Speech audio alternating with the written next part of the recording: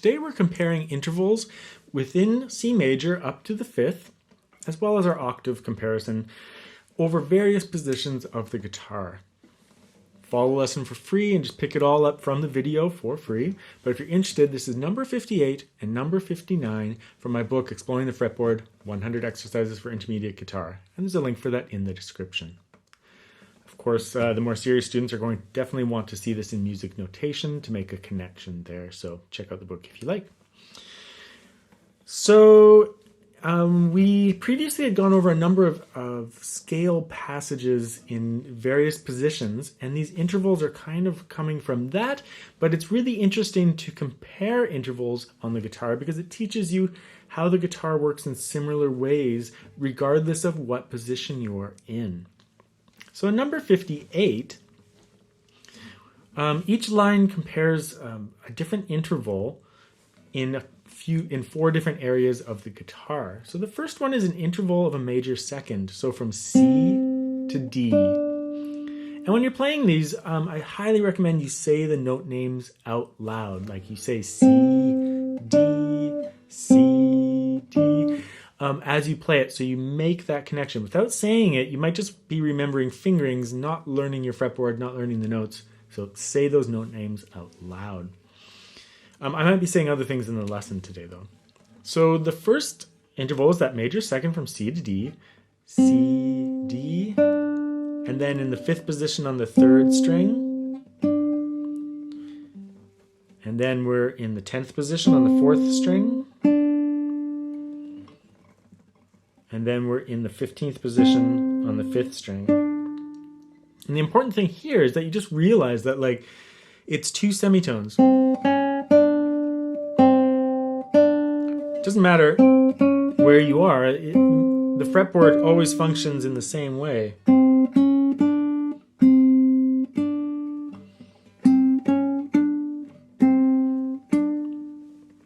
So when you first go over it, you know, like, you might just be learning where your anchor C's are, but also you just want to really realize that that interval remains the same. Now it's a little different when we cross the strings. So in the second line we have C to E, which is an interval of a major third.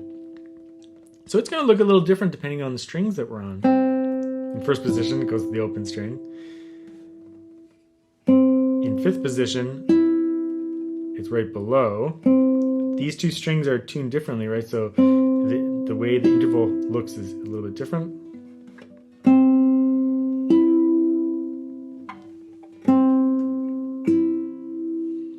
If you consider the open string to be, you know, this little triangle shape, then these are all the same. There's that little triangle shape. There's that little triangle shape. So that's an interval of a major third. It's just on these two strings that it's different. So C, E, C, E, C, E, C, E. The third line is the interval of a fourth, so from C to F. When you go to fifth position, it's different, of course, because those two strings are tuned differently. C, F. But it returns to normal when you go here.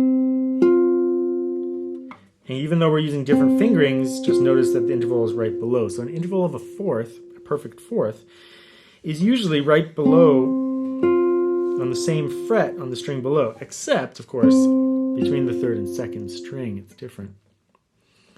And the last interval is a fifth, a perfect fifth. So from C to G, I'll use the third finger actually. It's different, it's one fret over on these two strings. C, G, C, G. So that's the same fingering as here, right? Because the interval shapes are always the same. C, G. So what does that mean? It means that if you know where a note is, then the perfect fifth is this shape. So a G is always going to be there in relationship to C, except on the third and second string, which is going to be one fret up. But otherwise, it's always that same shape. For you rockers out there, that's a power chord, right? so a very familiar shape. That's a perfect fifth, and it's always the same, except on those inner strings there. Exercise number 59 compares C octaves, so from C to C. Now, if you remember those scales we practiced,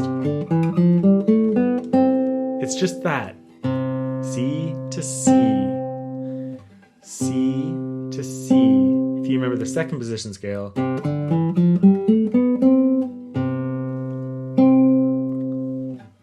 the fifth position Cs,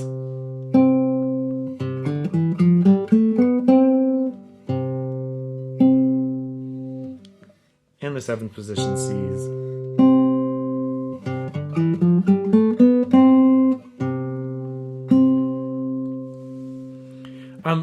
Exercise number 59 is just an awareness of where octaves occur on certain strings. Notice that when it's on the fifth and third string here, the octave is the same as it is here. A little out of tune though. So mapping out intervals on the guitar could take up an entire book. I haven't included a ton of it in my book because we're on a different mission here. We're on a mission to map out certain notes, but also on the way explore some patterns as we go.